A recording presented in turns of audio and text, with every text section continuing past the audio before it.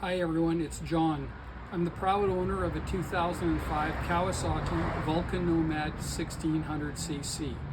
Recently I've been having problems with my ignition where I turn the key on, it doesn't start the fuel pump. So I figured it was probably dirty. What happens is when I put the key in and I get the fuel pump to turn on, I usually pull the key out. What I noticed is the little tab that closes the key slot remains open, so I'm probably getting dust and debris in there. So what I decided to do was go on to YouTube to look for videos on how to fix this thing, how to take it apart. I couldn't really find anything. I checked the Kawasaki Vulcan forum, couldn't find anything there. I saw some articles, but I thought I would make a video. I'm just a backyard mechanic trying to take care of things on my own. So I'll walk you through with some photos here and talk over the video to help you if you have the same kind of issue. Thanks. My 2005 Kawasaki Vulcan Nomad 1600, and I am going to use a text-to-speech narration. First thing, disconnect the battery.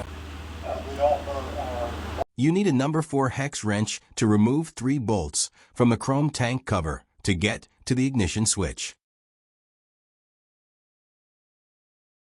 Okay, let's look a little closer at the next steps. On the clutch side and throttle side at the front of the ignition, you need to use a number 4 hex to remove the 2 bolts. They are holding the ignition in place. Then you need to unplug the electrical connector and maybe snip the small zip tie that holds the wires in place. There is a small black cover on the bottom of the ignition held on with 2 screws. I've broken one and had to tap a new one in, so be careful when removing them. The bottom of the ignition cover contains the copper contact points that were covered in debris. I cleaned them up and put a skim of dielectric grease on them.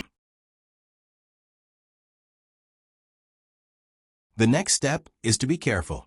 There are little tiny ballpoint pen size springs in that white plastic under the copper contacts.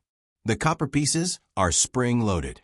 This needs to be cleaned and free in the movement with the spring tension to make contact. This is important to activate the fuel pump. Next, we remove the white plastic part and turn it over. Be careful. There are 2 more tiny ballpoint pen size springs. One bounced onto the floor and it took me a while to locate it. Clean it up and then clean out the bottom of the housing. Remember, these copper plates have to move smoothly with the springs up and down when you turn the key. If one contact is stuck in the down position, the fuel pump will not turn on. Put everything back together in reverse order, and the ignition will feel like new. Good luck in your mechanical repair adventures. Thank you.